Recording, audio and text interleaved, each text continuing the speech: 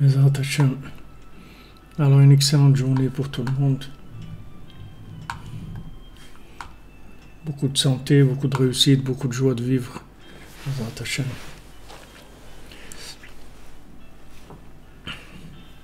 Vous entendez pas là? Vous devez entendre, non? Normalement.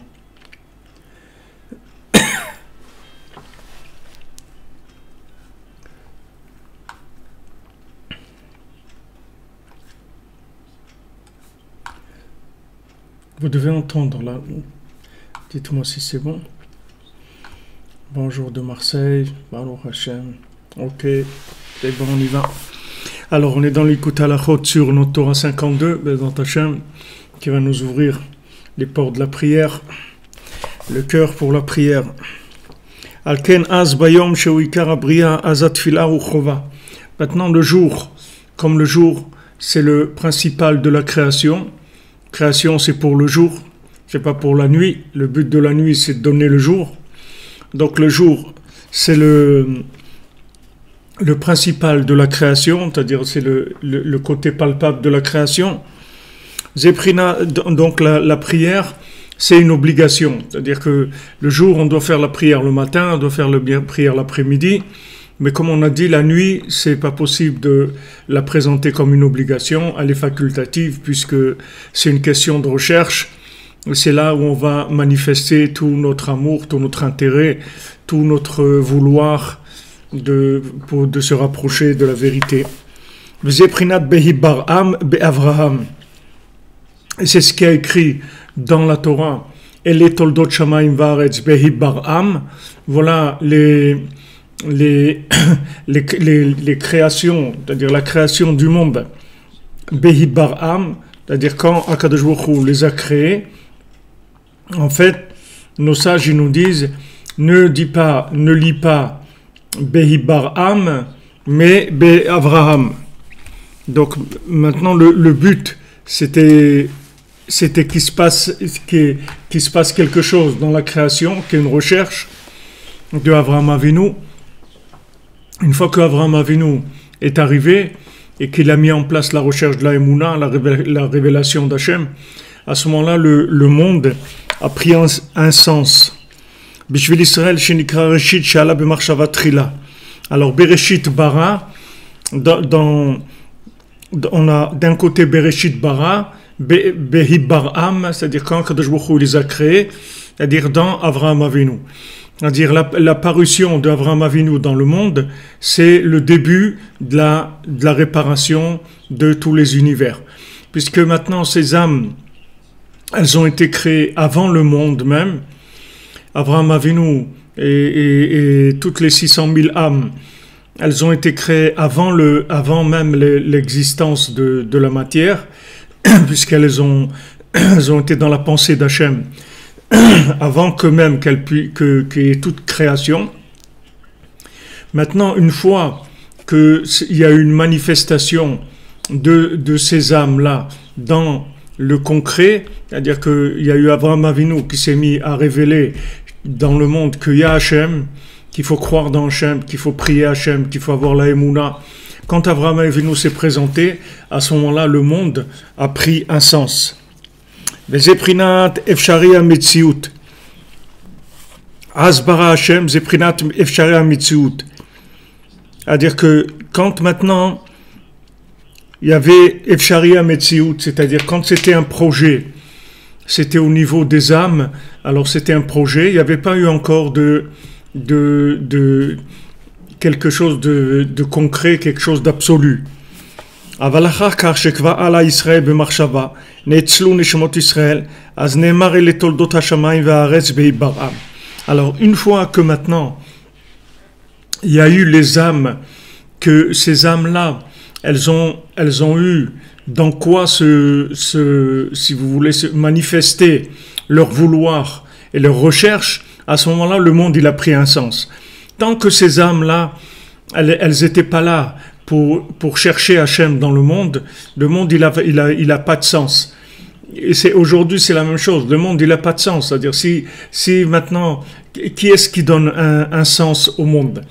C'est les quelques personnes qui prient, qui cherchent la vérité, qui essayent de faire du bien, qui essayent de faire connaître la foi dans Hachem. C'est ces gens-là qui font que le monde existe. C'est le monde, il existe pourquoi? Qui est-ce qui va faire exister le monde? Les consommateurs, c'est pas, Hachem il n'a pas créé le monde pour consommer. Hachem il a créé le monde pour qu'il y ait des gens qui cherchent Akadosh Baruch Hu, qui le cherchent. Alors du moment où il y a eu les chercheurs qui ont été créés et il y a eu le domaine dans lequel ils peuvent chercher, à ce moment-là, le monde il a commencé à s'installer vraiment. À ce moment-là, le monde il a commencé à exister vraiment. Avant ça, le monde n'existait pas. C'est pour ça que Rabbeinu dit dans la Torah Vav, dans la Torah 6 du Likutei Moharan, que Tovlo Shelo Nivra Mishe Nivra. Maintenant la Gemara elle demande, le Talmud elle demande, qu'est-ce qui est mieux pour l'homme, qu'il ait été créé ou qu'il n'ait pas été créé? Est-ce que maintenant ça vaut la peine cette vie-là? Même s'il y a les gilets jaunes et tout ce que vous voulez. Alors, est-ce que ça vaut la peine de cette vie? Ça vaut la peine. Même si quelqu'un il va se révolter, il va casser des vitrines, il va obtenir 200 € de plus par mois. Ok. Alors ça vaut la peine, cette vie-là, elle vaut la peine. Elle vaut pas la peine. Alors le Talmud dit que c'est mieux pour l'homme s'il n'avait pas été créé. Alors il dit, mais si maintenant il cherche Hachem, alors à ce moment-là, ça vaut la peine qu'il ait été créé. Parce que là, ça commence à être intéressant. S'il cherche Hachem, à ce moment-là, ça commence à être intéressant.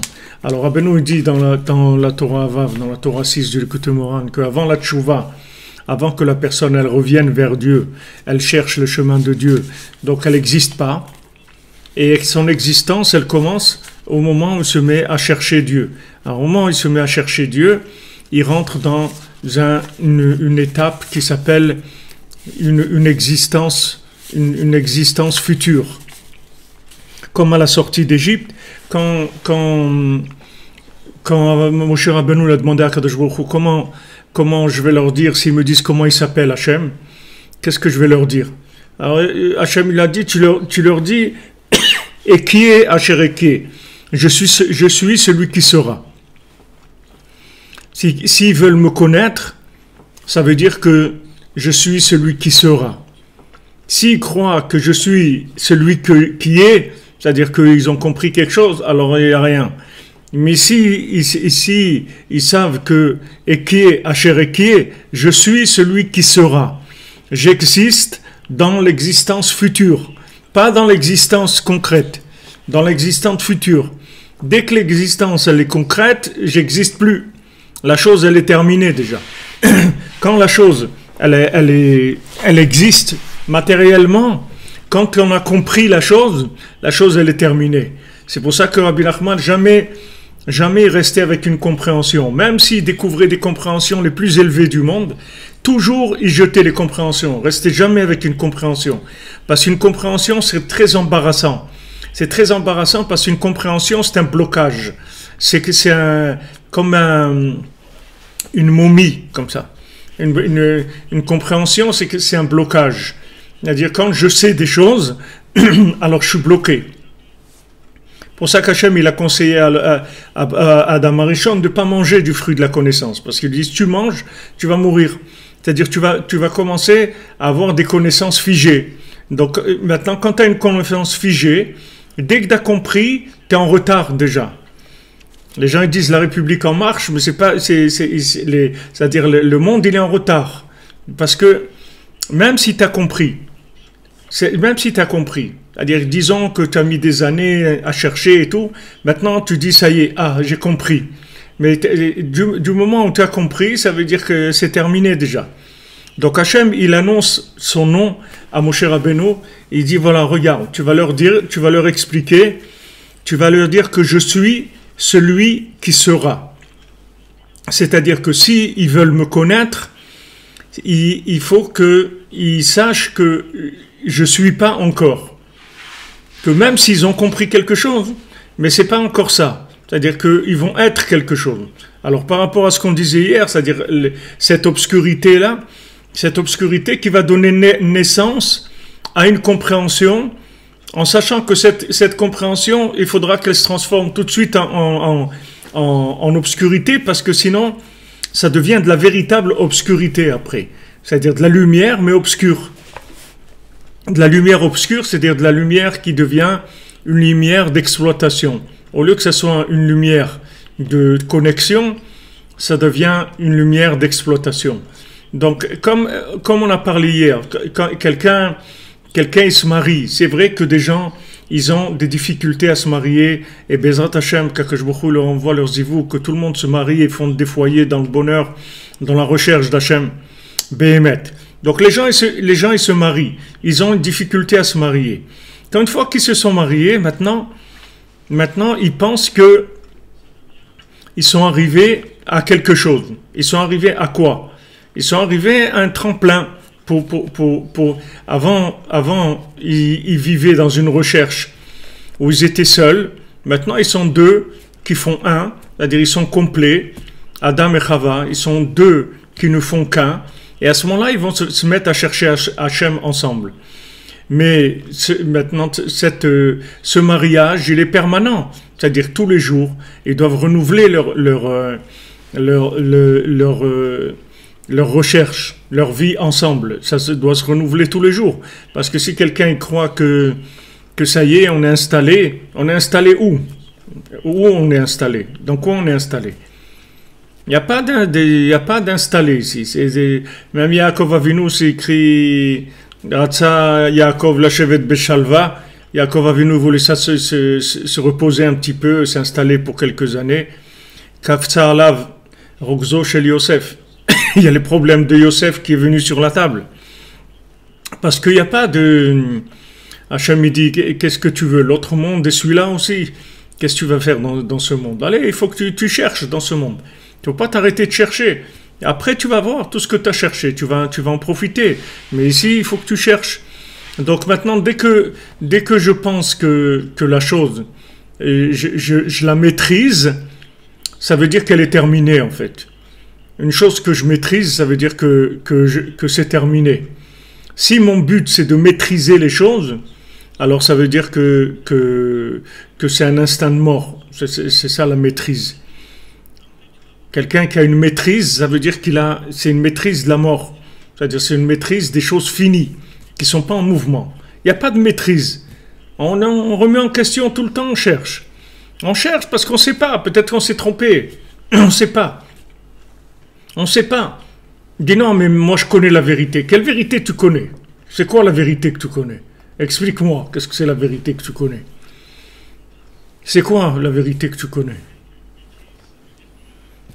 Tu es en mouvement, tu es dans un train. Maintenant tu vas dire, voilà, maintenant le train il est là. Le temps que tu dis le train il est là, il n'est plus là.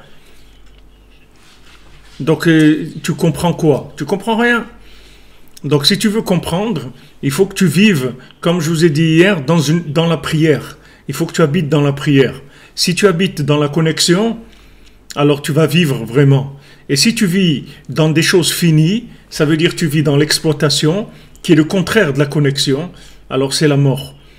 C'est la mort, c'est-à-dire il n'y a plus de goût à la vie. La vie, elle n'a plus de goût. Parce qu'il n'y a plus de nouveauté. Il n'y a rien, il ne se passe rien. Il ne se passe rien, c'est répétitif, c'est ennuyeux. C'est ennuyeux.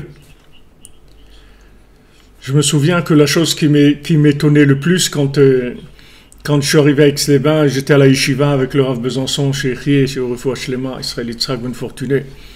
Ce qui m'étonnait le plus, c'est qu'on ne s'ennuyait jamais. Il n'y avait jamais un moment où ça s'arrêtait. On dit, bon, qu'est-ce qu'on fait? Alors que dans la vie comme ça, d'adolescent à 14, 15 ans, oh là là, les dimanches, ça traîne la savate, c'est terrible. C'est terrible. Qu'est-ce qu'on fait? Alors on va là-bas, ouais, bon, allez, on va boire un verre là-bas, allez, on va là-bas. Après, alors qu'est-ce qu'on fait? Ah, viens, si on truc, allez, on va là. Quel ennui, c'était la mort, terrible, terrible. Baruch Hashem, quand on commence à chercher Hachem, ça n'existe pas l'ennui. On n'a pas une minute où on est en train de se demander qu'est-ce qu'on va faire. On est toujours en retard. C'est-à-dire qu'on a toujours plusieurs choses à faire qu'on n'a pas pu faire encore. Mais se demander qu'est-ce qu'on va faire, Ça n'existe pas. Et ça, c'est la chose, je crois, qui est la plus extraordinaire dans la vie. C'est extraordinaire. C'est-à-dire que quand vous êtes, quand vous ennuyez pas, c'est-à-dire que vous jamais vous posez une question, mais qu'est-ce que je vais bien pouvoir faire maintenant? Vous posez jamais cette question parce que vous savez toujours quoi faire. Ça, c'est extraordinaire. C'est quelque chose de merveilleux. Vous êtes toujours en quête de finir ce que vous devez faire.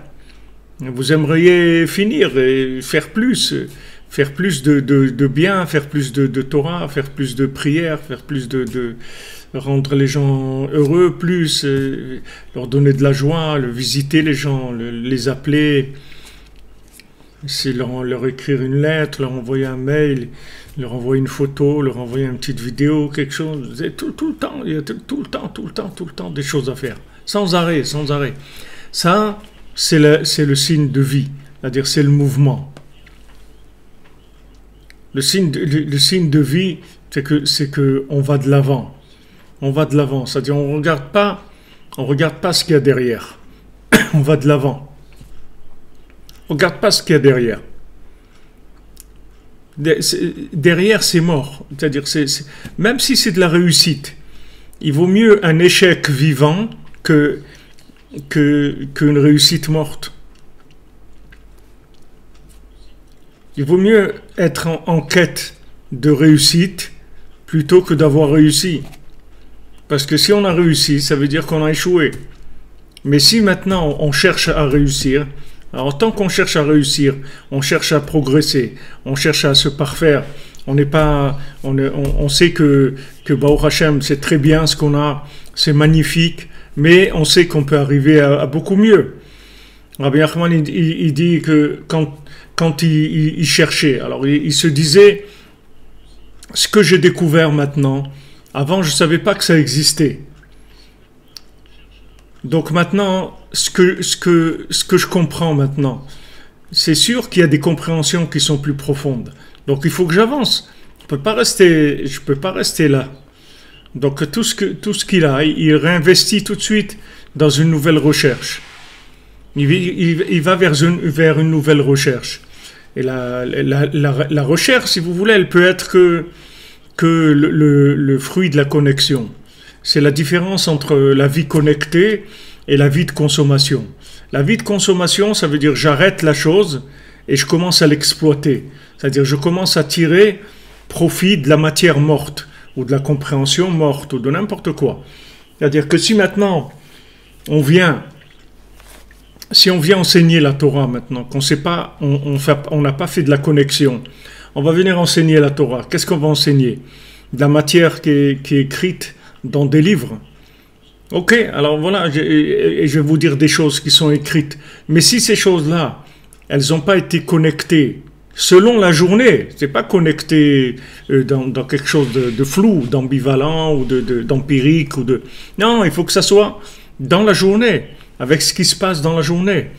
Il faut que ça soit connecté avec la journée. Sinon, c'est pas de l'enseignement. C'est quoi?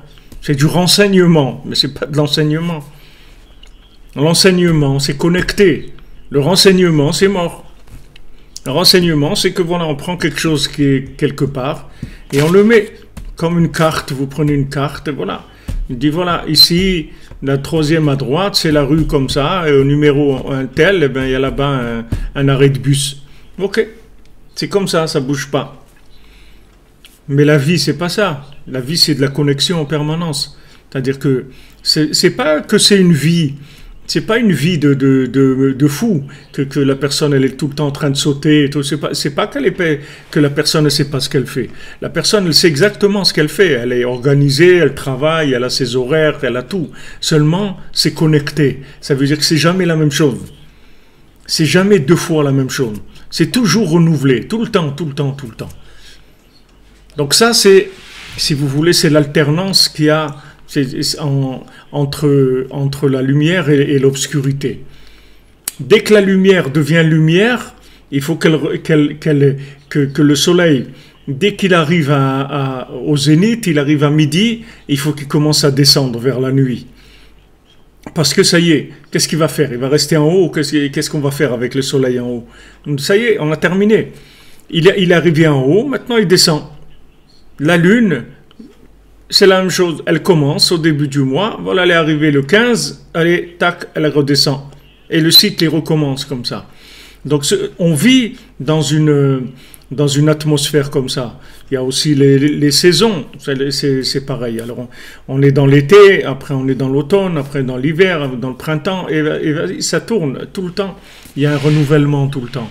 Parce que s'il n'y a pas de ça, il n'y a pas de vie. S'il n'y a pas ça, il n'y a pas de vie. La vie, elle est... Alors la connaissance, si vous voulez, ça a tué le monde. La connaissance. Les savants, les gens qui savent des choses, ça amène, ça atrophie, ça bloque le monde. Ça met les gens dans le formol, ça les bloque complètement, comme des momies, les gens ils bougent plus. Nous, ce qu'on veut, c'est vivre avec le mouvement d'Hachem. Vivre avec le mouvement d'Hachem. On veut pas vivre avec le mouvement binaire de rapport avec la matière, de rapport avec l'argent, de rapport avec le plaisir, de rapport avec tout. C'est pas avec ça qu'on veut vivre. On veut vivre en utilisant la matière comme un tremplin de connexion. C'est autre chose complètement. C'est une autre vie. C'est la même, mais c'est une autre vie. C'est les mêmes éléments. On utilise les mêmes éléments. Mais c'est une autre vie complètement. Parce que j'utilise ce que j'ai pour me connecter. Pas pour prendre de cette chose-là, mais pour me connecter. Pourquoi je suis marié? Pour me connecter. Pourquoi j'ai des enfants? C'est pour me connecter. Pourquoi je travaille? C'est pour me connecter. Tout ce que j'ai, c'est pour me connecter. C'est pas pour exploiter. Je cherche pas à exploiter quoi que ce soit. Parce que dès que je parle d'exploitation, c'est un mouvement en arrière. C'est le mouvement, il est en arrière. Quand vous parlez exploitation, ça veut dire que ça revient vers vous. La chose, vous la ramenez à vous. Tandis que quand vous cherchez de la connexion, c'est que vous prenez la chose et vous la poussez en avant pour voir où est-ce qu'elle peut vous amener, cette chose-là.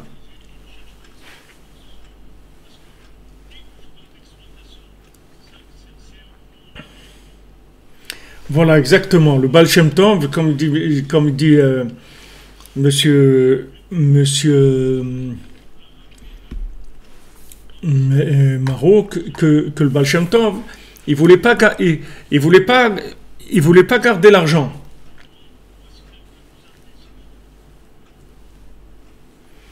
Il voulait pas garder l'argent d'un jour à l'autre, parce qu'il voulait pas de l'argent qui soit mort. Il veut de l'argent vivant. Donc, qu'est-ce qu'il faisait?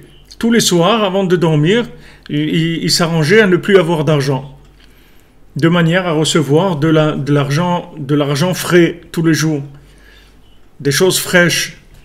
Avant, il n'y avait pas de frigidaire, il n'y avait pas de congélateur. Tu étais dû manger frais tout le temps. Il n'y avait pas ça. Aujourd'hui, vous pouvez manger quelque chose que ça fait 6 mois que c'est dans un congélateur. Alors, le Baal Shem Tov, il gardait pas l'argent d'un jour à l'autre. Mais Rabbi Nachman, il a dit, moi, je peux garder l'argent d'un jour à l'autre. Et j'ai rien gardé. C'est-à-dire qu'en fait, Rabbi Nachman, il a dit par rapport au Baal Shem Tov, parce que le fait que maintenant on se débarrasse de la chose pour avoir quelque chose de nouveau, ça veut dire qu'on doit passer quand même par une certaine destruction. C'est-à-dire que si maintenant il faut que je me débarrasse de l'argent pour pouvoir avoir un nouveau l'argent demain, ça veut dire qu'il y a un côté où je dois détruire quelque chose. Rabbi Nachman il dit, moi j'ai pas besoin de faire ça. Moi je peux garder l'argent et en fait j'ai rien gardé de ce qui est dangereux dans l'argent. C'est-à-dire que ça me dérange pas. Ça me fait pas un problème. C'est pas parce que j'ai de l'argent demain que je vais me sentir différent que si j'en avais pas. C'est la même chose. Ça change rien. C'est-à-dire qu'il y a un côté où il y a un renouvellement. On voit ça chez Rabbi Nachman par rapport aux jeûnes, au fait de jeûner. Rabbi Nachman, il donnait à chacun des jeûnes à Rosh Hashanah, il donnait à chacun combien de jours il doit jeûner dans l'année et des dates différentes. Chacun, il a reçu un petit papier avec ses dates. Voilà, tel jour, tel jour, tel jour. Et toute sa vie, il devait jeûner comme ça, toute l'année en tout cas. Il devait jeûner, parce que c'est écrit là-bas toute la vie, mais c'est, je ne sais pas si c'est, Rabbeinu disait une fois dans la vie, mais tous les Rosh Hashanah, il redisait aux gens, voilà, tu vas jeûner telle date, et telle date, et telle date, et telle date. Chacun, c'était différent. Et après, un jour, Rabbeinu, il a dit, maintenant, il n'y a plus besoin de jeûner. Celui qui vient chez moi à Rosh Hashanah, celui qui me connaît, il n'a plus besoin de jeûner. Et celui qui ne me connaît pas, il n'a plus besoin de jeûner non plus, il n'a pas besoin parce que ça lui servira à rien. C'est-à-dire que une fois que maintenant, le tzaddik, il a fait passer la chose, il l'a connecté la chose, donc la chose, elle change complètement d'aspect. C'est-à-dire le rapport avec la chose, il change. Avant, le jeûne, c'était quelque chose d'important. Parce que le jeûne, ça permettait au corps de ne pas faire tomber la personne, de pas la tirer vers le bas. Le fait que maintenant la personne, elle jeûnait, elle allait chercher des énergies dans d'autres choses que la nourriture. Mais une fois que Rabbi Nachman il a découvert certains enseignements qu'il a fait descendre dans le monde, il a dit, il n'y a plus besoin de ça maintenant. Maintenant, vous pouvez manger tous les jours et tout, ça changera. C'est pas ça qui va vous faire vous maintenir par terre. C'est-à-dire vous pourrez avancer même en mangeant. C'est plus un problème. Parce que si vous voulez, comme ce que monsieur, je sais pas si c'est monsieur Terrier, Méro qui a dit ça. C'est-à-dire le Baal Shem Tov, si vous voulez, le Baal Shem Tov, il voyait que de garder l'argent d'un jour à l'autre, c'est un problème. Parce que c'est comme si ça allait pourrir, si vous voulez. C'est comme si vous gardez de la nourriture et qui va pourrir. Donc vous ne pouvez pas la garder. Donc vous devez la terminer aujourd'hui.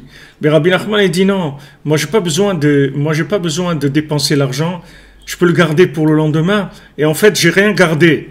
Parce que cet argent-là, il est complètement renouvelé. Donc c'est plus un problème. Quand est-ce que c'est un problème? C'est quand il n'est pas renouvelé. Donc il me rattache au passé. Il me rattache à une sécurité. Il me rattache à une certaine consommation. Mais si maintenant, j'ai renouvelé cet argent, ça y est, il ne me dérange plus. Parce que cet argent, il est nouveau. C'est comme si je ne l'avais jamais eu. Parce que je n'ai pas ce rapport de propriété. Donc ça y est, c'est complètement nouveau. Et c'est le rapport qu'il faut avoir avec les choses.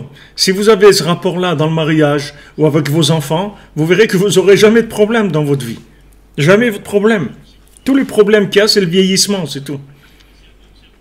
Tout le problème qu'il y a, c'est le vieillissement, c'est tout. Pourquoi vous mettez en colère sur un enfant? Parce que vous croyez qu'il est à vous. Ok? Imaginez une seconde que cet enfant, vous ne le connaissez pas. Et maintenant, vous n'avez pas d'enfant. Et maintenant, quelqu'un, il vient et vous amène, il dit, voilà, je te fais cadeau un enfant maintenant. Et il vous l'amène. Comment vous allez être avec cet enfant? Vous allez danser de joie, vous allez l'embrasser et tout. Voilà, ben, c'est le même, c'est celui-là. Seulement, il revient tout le temps, c'est tout. Mais c'est quelqu'un d'autre, c'est pas celui qui, il vous appartient pas. Votre corps, il vous appartient pas, votre âme, elle vous appartient pas, votre conjoint, il vous appartient pas, votre argent, il vous appartient pas, vos enfants, ils vous appartiennent pas, il n'y a rien qui vous appartient. Heureusement, parce que si ça nous appartenait, bon, on serait resté là, on serait resté dans ce monde, je sais pas combien de siècles, si ça nous appartenait. Mais ça nous appartient pas. Donc alors pourquoi on nous donne ça? On nous donne ça pour connecter, c'est tout. Comme je sais pas aujourd'hui, mais avant les compagnies de téléphone, elles vous donnaient un téléphone, mais vous appartenez pas le téléphone. C'est-à-dire que vous achetiez pas le téléphone. Vous achetiez le droit de téléphoner avec. C'est-à-dire vous payez tous les mois et vous téléphonez. Mais le téléphone, il vous appartient pas. Le téléphone, il appartient toujours à la compagnie qui vous l'a loué, si vous voulez. Donc ça vous permet d'avoir le téléphone pour moins cher, enfin soi-disant, parce qu'ils s'arrangent toujours à faire ce qu'ils ont à faire. Et puis quand il y a un nouveau modèle qui sort, alors automatiquement vous recevez le nouveau modèle, parce qu'il ne vous appartient pas. Donc ils vont vous redonner un nouveau modèle quand ça tourne comme ça. Donc en fait la vie, le problème qu'il y a, c'est un problème d'appartenance, c'est tout. Quand vous croyez que l'autre il vous appartient, donc il vous doit des choses parce qu'il vous appartient. Il vous appartient, mais qu'est-ce qui vous appartient? Personne qui vous appartient. Qui est-ce qui vous appartient? Parce que vous êtes marié, il vous appartient. L'autre il vous appartient. C'est-à-dire que l'autre, il doit vous rendre des comptes sur ce qu'il fait, ce qu'il ne fait pas, s'il dort un peu plus ou un peu moins, ou truc, il doit rendre des comptes. Pourquoi? C'est quoi? C'est une usine de... C'est quoi? C'est un bagne, c'est une usine c'est de l'esclavage, c'est quoi? Il ne vous appartient pas. Les gens sont libres. Personne qui vous appartient. Même vous, vous appartenez pas. Alors est-ce que l'autre vous appartienne? Donc si vous concevez la vie comme ça, je vous garantis que vous n'aurez jamais de problème avec personne. Ni avec un patron, ni avec un employé, ni avec un conjoint, ni avec des enfants, avec personne. Parce que vous allez le regarder tout le temps avec un œil de quelqu'un que vous ne cherchez pas à exploiter. Vous cherchez à vous connecter avec. C'est une autre conception de la vie complètement. Complètement. Les éléments, c'est les mêmes, mais c'est une autre vie complètement. Parce que vous allez chercher dans l'autre, qu'est-ce qu'il y a dans l'autre maintenant d'actuel qui permet de nous connecter et d'avancer. Au lieu de voir l'autre avec une fiche, que vous l'avez fiché S, vous l'avez fiché S parce que vous avez fait des bilans sur lui. Ouais, celui-là, il est comme ça, et il fait ça, et il fait pas ça, et truc, et vous avez comme ça des fichiers sur la personne. Plein de bases de données sur la personne. Donc cette personne-là, en fait, vous l'avez sclérosée complètement dans votre tête. Alors que cette personne-là, vous la connaissez pas. Ne croyez pas parce que vous êtes marié que vous connaissez votre conjoint. Vous le connaissez pas. Vous le connaissez un petit peu, c'est tout. Mais vous le connaissez pas. Vous ne savez pas qui c'est. De là, parce que vous le connaissez un petit peu, à le scléroser, à le cataloguer, on n'a pas le droit de faire ça. Vos enfants, c'est la même chose. Parce que vous avez un enfant qui vient de vous, alors vous croyez qu'il vous appartient, vous croyez que vous l'avez cerné, que vous le comprenez rien du tout. C'est une âme, elle est libre, elle est connectée à des mondes, cette âme-là. Elle ressent des choses extraordinaires. Alors maintenant, ensemble, on se connecte. Ensemble, on se connecte. C'est pour ça que Rabbi Nachman, il va directement, si vous voulez, il va directement au but. Ça veut dire, voilà, il dit, voilà, le tzaddik, maintenant, physiquement, il n'est pas là. Pourquoi? Parce qu'il ne veut pas de rapport. Il ne veut pas de rapport de cause à effet avec le tzaddik. Il ne veut pas un rapport d'exploitation. Il ne veut pas ce rapport-là qu'on va pour prendre. Il ne veut pas ce rapport. Il veut un rapport de recherche. Donc maintenant, Rabbi Nachman, il dit, voilà, moi je suis là, mais il faut me chercher. Alors tu es là ou tu n'es pas là? Je suis là, mais il faut me chercher. Qu'est-ce que ça veut dire, il faut te chercher? Alors il dit, voilà, avec ta bouche, avec ton cœur, tu cherches. Si tu cherches, sache que je suis là. Mais si tu ne cherches pas, je ne suis pas là. C'est un petit peu difficile, mais c'est un grand avantage. Parce que vous n'allez pas vous tromper. Vous n'allez pas croire que vous avez trouvé alors que vous n'avez pas trouvé. Vous n'allez pas croire que vous allez trouver alors que vous avez trouvé un emballage. Comme il dit Rabbi Nathan, quand quelqu'un il lui dit « Ouais, mais vous avez connu Rabbeinu. » Qu'est-ce que ça veut dire connaître Rabbeinu? Il dit « Yossé le Paronique, celui qui faisait traverser Rabbeinu, la rivière, il a connu Rabbeinu. » Il connaissait Rabbeinu. Qu'est-ce qu'il connaît de Rabbeinu? Il voyait dans son corps, il voyait ses vêtements et il l'amenait d'un côté de la rivière à l'autre. C'est quoi connaître Rabbeinu? Qu'est-ce que c'est connaître Rabbi Nachman? C'est connaître son esprit. C'est ça connaître Rabbi Nachman. C'est pas connaître quelqu'un qui s'appelle Rabbi Nachman. Les gens ils disent il n'y a pas une photo de Rabbi Nachman. Il n'y a pas de photo. Ni de Rabbi Nachman, ni de Rabbi Nathan, ni de Nachman Tutchiner, ni de Rav Avraham ben Nachman. Vous avez 4 générations de Breslev qui n'ont pas de photos. Vous ne pouvez pas savoir qui c'était. Pourtant, il y avait des photos à l'époque. Il y a des photos du Chafetz Chaim, il y a même des vidéos du Chafetz Chaim. On aurait pu avoir une vidéo de Rav Avraham ben Nachman. Une vidéo de Rav Nachman Tutchiner, on aurait pu avoir. Il n'y a pas, il y a pas de fixation. Tu cherches, c'est tout. Tu cherches, tu vas sentir, tu vas voir qu'il est là. Mais il faut que tu le cherches. Donc maintenant, si tu sais que ton conjoint, en fait, tu ne le connais pas, ce que tu connais, c'est une certaine couche. Une couche. La première couche, peut-être la deuxième. Mais il y a des milliers de couches dans l'individu. Il y a des milliers. Un individu, il est infini. C'est une âme. Donc tu n'as même pas commencé encore à... Alors une fois que tu as pris tes repères pour exploiter la personne, après tu ne cherches plus rien. Tu as pris tes repères pour exploiter l'autre. Donc ça y est, après tu es tranquille. Tu as mis en place ton système d'exploitation. Après tu rentres dans la production et dans la consommation. Ça mène à la destruction. C'est ça qui détruit les foyers, c'est ça qui détruit les familles, c'est ça qui détruit l'éducation, c'est ça qui ne donne pas envie aux gens de se marier.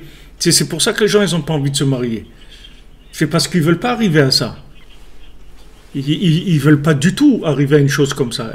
Parce que c'est pas une vie. C'est-à-dire si maintenant on se met en place chacun pour exploiter l'autre, on n'a rien fait dans ce monde. C'est ce qu'on a fait. Alors qu'on est là pour être ensemble et pour communiquer, pour chercher ensemble et avancer, échanger pour avancer. Mais tout le temps, c'est tout le temps nouveau. Il n'y a pas d'ennui. Il n'y a aucun ennui. On avance tout le temps, tout le temps. Parce qu'on ne cherche pas à exploiter l'autre, du tout.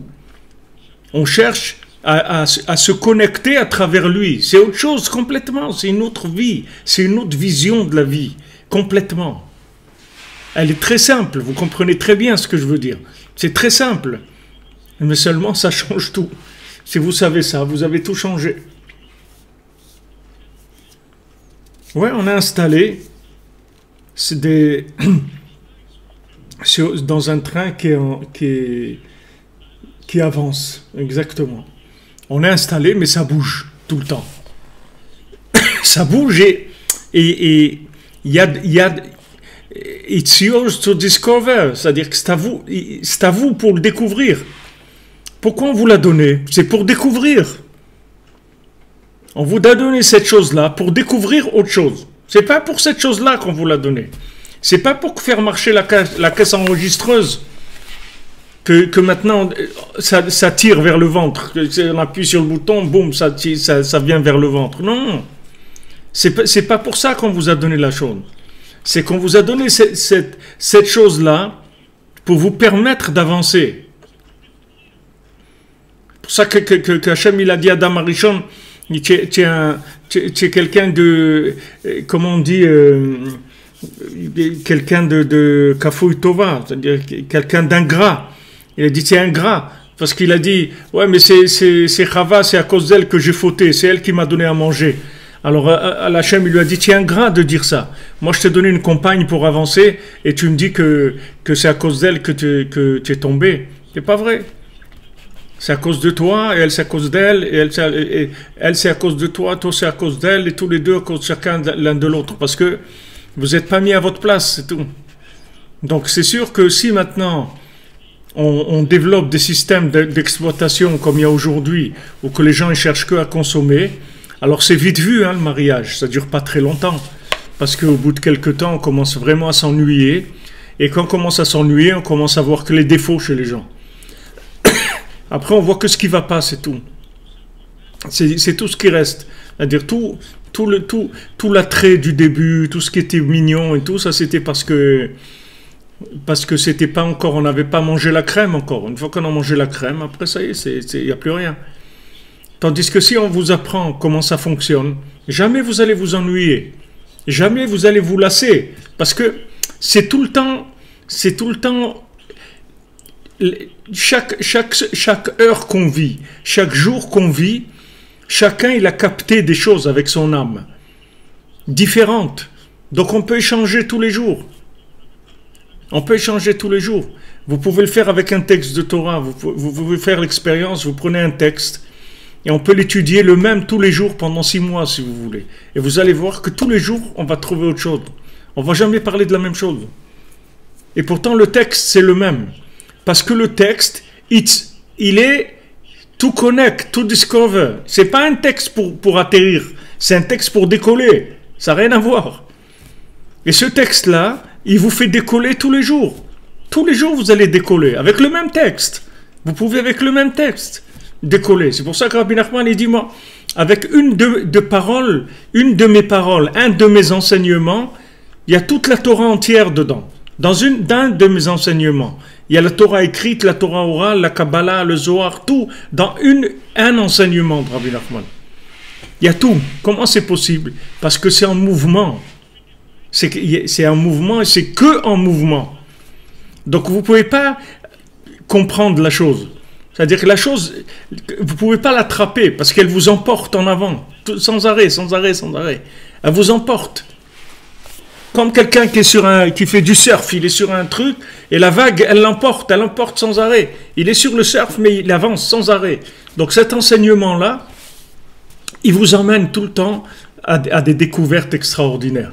Donc tous les jours, Baruch Hashem, venez découvrir qu'est-ce qu'Hachem nous a envoyé aujourd'hui, qu'est-ce qu'Hachem veut nous dire aujourd'hui, en quelle réparation il va y avoir aujourd'hui. Et voilà, on a le plat du jour, le menu du jour, il est tous les jours différent, c'est jamais le même.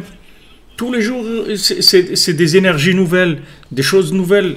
Même si des fois on traite les mêmes éléments, on parle des mêmes éléments, mais c'est toujours nouveau. Il y a pas le souffle qu'il y a dedans, il est toujours renouvelé. C'est ça qui est d'extraordinaire dans les enseignements du tzaddik. Quand Rabbi Nachman dit Nachal Novea Mekor Chochma, c'est-à-dire que je suis une source de sagesse qui coule sans arrêt. C'est-à-dire c'est pas une connaissance figée, c'est une connaissance qui fait avancer tout le temps. Tout le temps, elle fait avancer l'individu, sans arrêt. Donc vous avancez tout le temps. Alors, si vous avez cet œil-là sur vous-même, déjà en sachant que le fait que vous avez passé une journée, que vous allez dormir, Chadashim la Bekarim Rabbi Munatecha, le matin vous vous réveillez, un être nouveau. Vous sentez un renouveau le matin. Vous ne relevez pas le matin avec les mêmes têtes que vous avez été dormir. Donc le matin, vous voyez qu'il y a un renouveau, oui. Ça c'est juste la trace du retour de l'âme avec tout ce qu'elle s'est renouvelé, une toute petite trace qu'elle arrive à influer le corps pour que vous ressentiez ça un petit peu. Vous voyez que le matin, vous avez envie de faire des choses, vous démarrez la journée avec de la joie, vous avez envie de faire des choses, etc. Pourquoi? Parce qu'il y a eu un renouvellement, l'âme elle s'est renouvelée.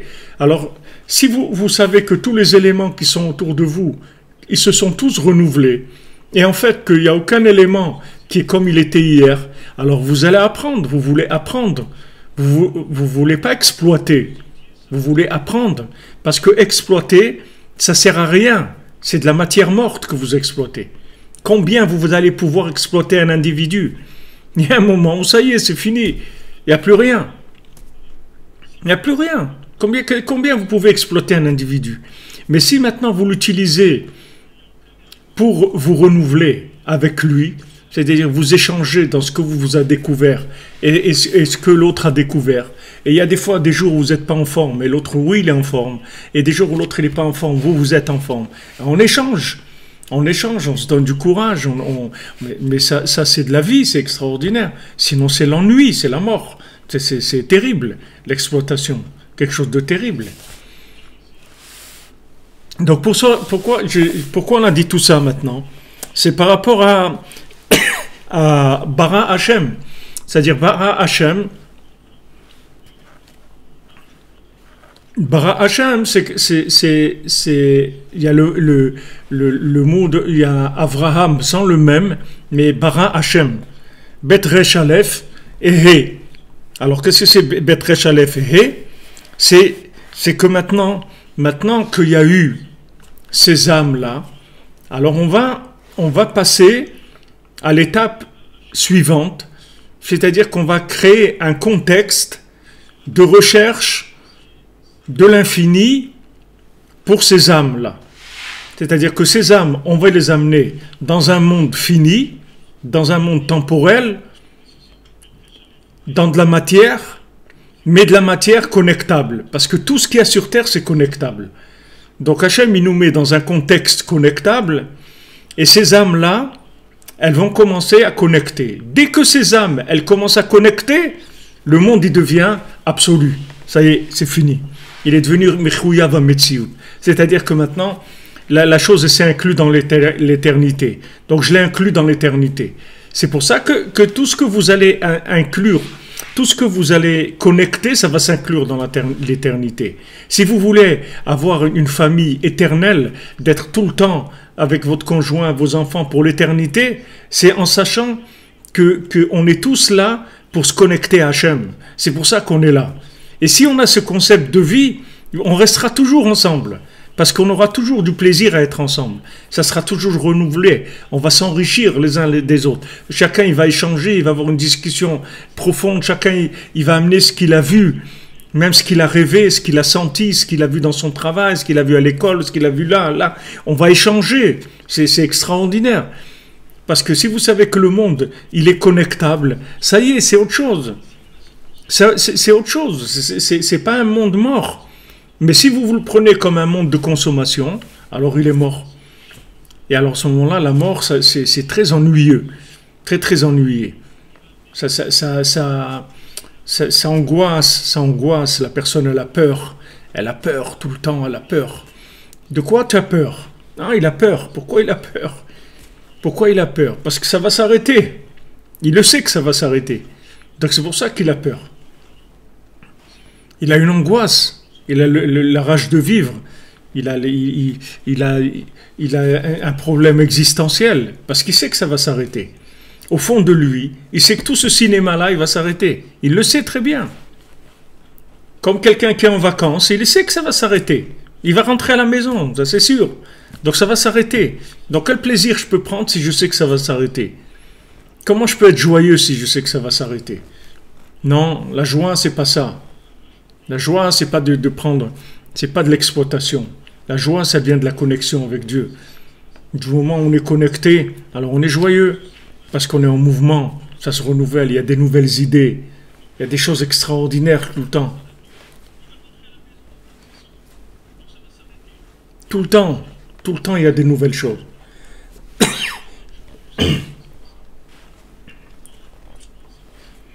Vous comprenez?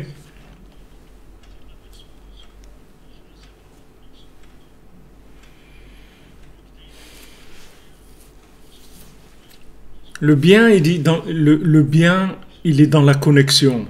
Le bien, c'est le mouvement, c'est la connexion. S'il n'y a pas de connexion, ça devient du mal, même si c'était bien. Même si c'était bien, ça devient mal. Si c'est quelque chose de... J'ai vu hier, je ne sais pas quel rave qui a dit ça, je ne sais pas quel sadique qui a dit ça. C'était un tzaddik, c'était peut-être même un prophète, je ne me souviens pas, j'ai vu ça hier. Il dit oui, c'était un rave, il était avec ses élèves, ils sont passés à côté d'un pauvre. Alors il lui a donné de la tzedaka.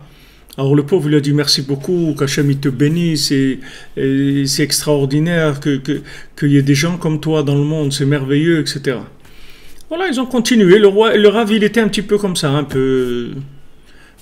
rien de spécial, quoi, un peu tête basse, comme ça. Après, ils ont rencontré un autre pauvre. Alors, il lui a donné encore de la tzedaka. Et là, le pauvre, il commence à l'insulter, à lui dire, ouais, c'est ça que tu donnes, t'es un radin, un truc et tout. C'est ça, un truc. Et après, le Rav, il était content. Alors il lui dit, alors les élèves ils disent mais j'ai pas compris. Celui avant qui vous a dit merci, qui était gentil et tout, vous étiez pas content. Maintenant celui-là vous a insulté et tout, vous êtes content. Il dit non parce que celui d'avant, c'est vrai que je lui ai donné de la tzedaka, mais j'ai pris quelque chose. Je lui ai donné de la tzedaka et j'ai pris quelque chose. J'ai pris son honneur, ses remerciements, ses bénédictions et tout. Mais celui-là, il m'a insulté et tout. J'ai rien pris. Donc je lui ai donné. J'ai fait que lui donner. Donc c'est super. Il était content. Il était très content. Donc vous voyez ça aussi. C'est rentré sur les rails de là où on est. On est dedans.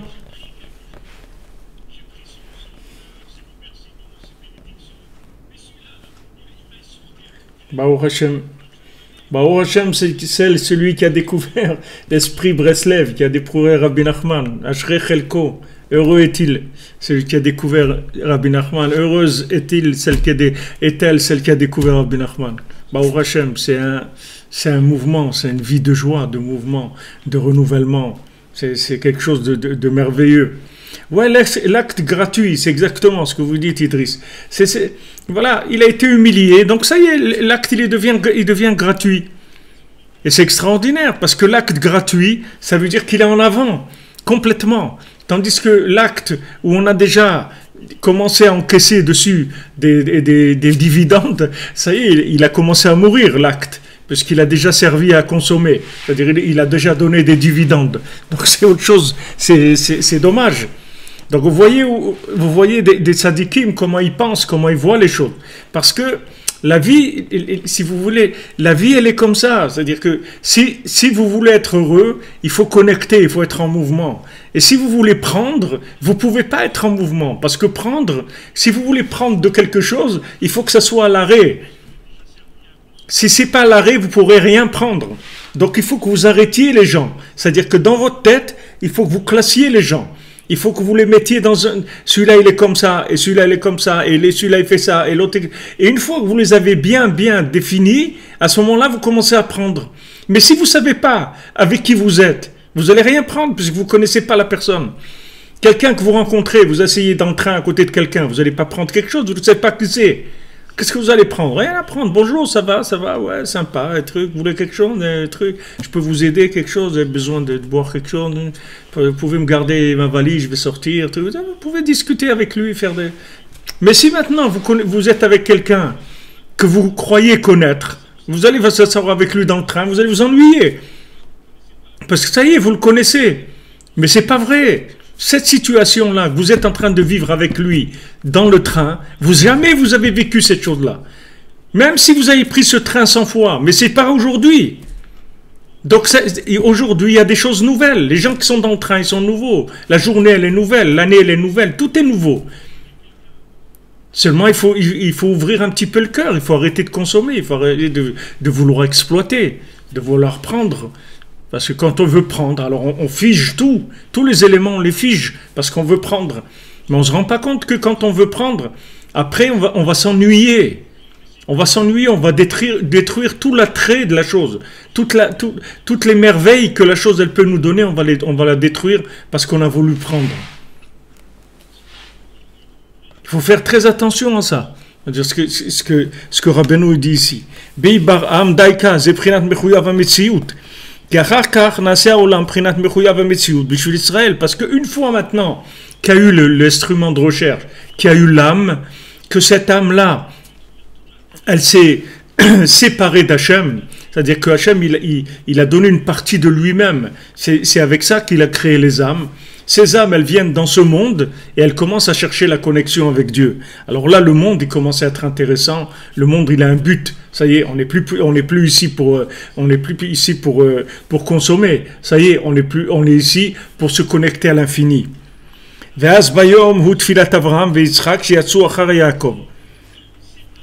Et donc, le jour, c'est la prière de Abraham et de Yitzhak qui sont sortis après Yaakov.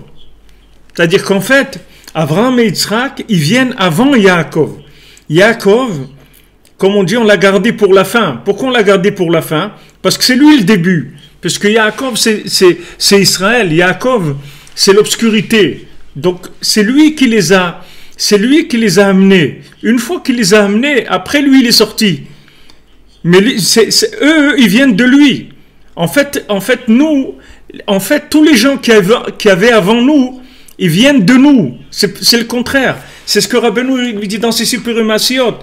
Ils ont voulu dire qui c'est le plus âgé. Ils ont pris un petit bébé. Ils ont dit c'est lui le plus vieux.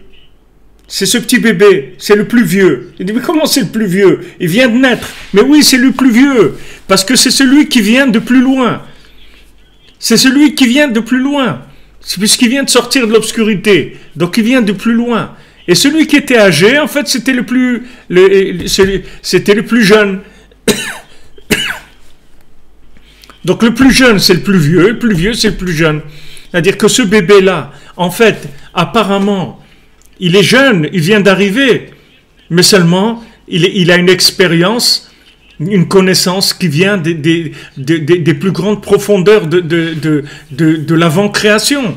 Tandis que celui qui est là depuis déjà 50, 60, 80 ans, il est dans ce monde.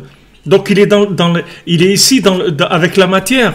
Donc il est beaucoup plus jeune que l'autre. C'est-à-dire celui qui vient de naître, en fait, il est beaucoup plus vieux. Donc dans le Sipurim Masiot, vous retrouvez exactement cette image-là. C'est-à-dire que Yaakov Avinu, en fait, c'est le plus vieux, et Avraham et Yitzhak qui viennent de Yaakov. Puisque Yaakov, on l'a sorti en dernier. Donc si on l'a sorti en dernier, ça veut dire que en fait, il est le premier. Ça, c'est écrit même au sujet de Esav et de Yaakov. Parce qu'on dit Esav et Yaakov, on dit, la discussion maintenant, on dit, mais pourquoi Yaakov, il a pris le droit d'aînesse à Esav? Est-ce que Yaakov, c'est l'aîné ou c'est pas l'aîné? On dit oui, c'est l'aîné, Yaakov. Pourquoi c'est l'aîné? Parce qu'il explique Rashi, il dit c'est comme si vous rentrez deux choses dans un conduit. Maintenant, la chose que vous allez rentrer en premier, elle va sortir en dernier. En fait, qu'est-ce qui a été conçu le premier? C'est Yaakov, c'est pas Esav. Parce que Esav, il était à côté de la porte. Ça veut dire qu'il a été conçu en deuxième. Donc, qui c'est le premier? C'est Yaakov. Donc, c'est pour ça que c'est le Bechor. Donc, en fait, le dernier, c'est le premier. Donc, ce que je vous dis depuis plusieurs jours, c'est que ne vous croyez pas que parce que on a la fin des temps et qu'on est faible et qu'on a l'air nul et tout, ne croyez pas qu'on est nul. Parce que c'est nous qui sommes avant les autres. Tous ceux qui sont derrière nous, ils sont en fait après nous. Parce que le monde, il est à l'envers dans sa façon d'être. C'est-à-dire, c'est nous qui allons donner un sens à tous ceux qui sont venus avant nous. Parce qu'en fait, ceux qui sont venus avant nous, ils sont venus après nous. On est resté pour la fin. Comme on dit, le mot de la fin, on garde pour la fin. On garde le meilleur pour la fin. Alors, ceux qui viennent à la fin, en fait, c'est eux qui étaient à la base de tout ce qui s'est fait avant. Et maintenant qu'on a terminé, alors on va sortir ces gens-là. Et ces gens-là, comme ils arrivent, c'est des gens de l'obscurité, alors ils croient qu'ils sont nuls. Ils croient qu'ils sont nuls, ils croient qu'ils n'ont rien fait. Mais non, ils n'ont pas rien fait, c'est eux qui ont tout fait. En fait, c'est eux qui ont tout fait. Ils viennent à la fin, mais comme la fin, c'est le but du début. C'est le but du début. Comme si vous construisez une maison. Okay, quand est-ce que maintenant la maison, elle est le plus proche, du plan. C'est quand elle est terminée, la maison. C'est-à-dire, quand elle est terminée, c'est là où elle correspond au plan. Maintenant, tout ce qu'il y a au milieu, c'est ce qui correspond le moins au plan. C'est-à-dire, quand vous commencez à faire les fondations de la maison, vous creusez, vous construisez même pas, vous faites un trou. Il dit, mais attends, mais pourquoi tu fais un trou? Je veux construire une maison. Il dit, mais attends, pour construire une maison, il faut faire un trou. Alors, on fait un trou. Après, on fait couler du béton. Après, on fait des trucs. Après, on fait. C'est à la fin, sauf Maaseh, le Marchavatrila. C'est-à-dire, à la fin, on va faire, en fait, c'est la fin qui va correspondre au plan du début. Donc nous, on correspond au plan du début. Le plan du début, c'est quoi? C'est qu'Hachem, il veut nous aimer et nous donner tout gratuit. Tout. Il veut uniquement qu'on parle avec lui, qu'on se connecte avec lui, il nous donne tout. C'est pour ça qu'il a créé le monde. Mais comme maintenant, il y a eu des étapes et des étapes au milieu, où les gens, ils ont cru qu'ils avaient des choses à faire, c'est ça qui a fait traîner la chose. Parce que le premier temple, il a été détruit. Pourquoi? Parce qu'il était sous l'influence d'Abraham Avinu. Le deuxième, il était sous l'influence d'Yitzhak. Et le troisième, il va sortir de l'obscurité. On va rien faire. On va rien faire du tout. C'est Hachem qui va le faire. Alors si Hachem qui va le faire, alors on n'a rien fait. Mais non, on a tout fait. On a tout fait. Juste on n'a pas fait avec les mains, c'est tout. Mais on l'a fait, c'est nous qui allons le faire, le troisième temple. Parce que le troisième temple, il va être éternel. Et il va être fait que de notre vouloir. Parce qu'on va vouloir vraiment, on va tellement vouloir qu'il va y avoir le troisième temple, que Hachem, il va le faire. Tandis que le premier, Quand il y avait Abraham Avinu, comme il y avait un décalage sur la droite, il a été détruit. Yitzhak, il y a un décalage sur la gauche, il a été détruit. Mais le troisième, il ne sera jamais détruit. Pourquoi? Parce qu'il va venir que avec du vouloir et de l'amour, c'est tout. Puisque maintenant, on n'aura pas le choix. On va être obligé de parler avec Dieu, on n'aura pas le choix. On ne pourra plus rien faire que de parler avec lui. C'est la seule chose qui nous restera. Et c'est ça qu'il veut. Prenez des paroles et revenez vers Dieu. Revenez vers Dieu avec quoi? Avec des paroles, c'est tout. Il veut qu'on communique avec lui et que tout ce qu'il y a sur terre, qu'on utilise comme moyen de communication. À ce moment-là, c'est la Bezrat Hashem, la Géoula Shlema. Alors, bonne journée les amis, que de bonnes nouvelles. On avance, Baruch Hashem. On avance bien. Ashrenu matov chelkenu, monaim goralenu.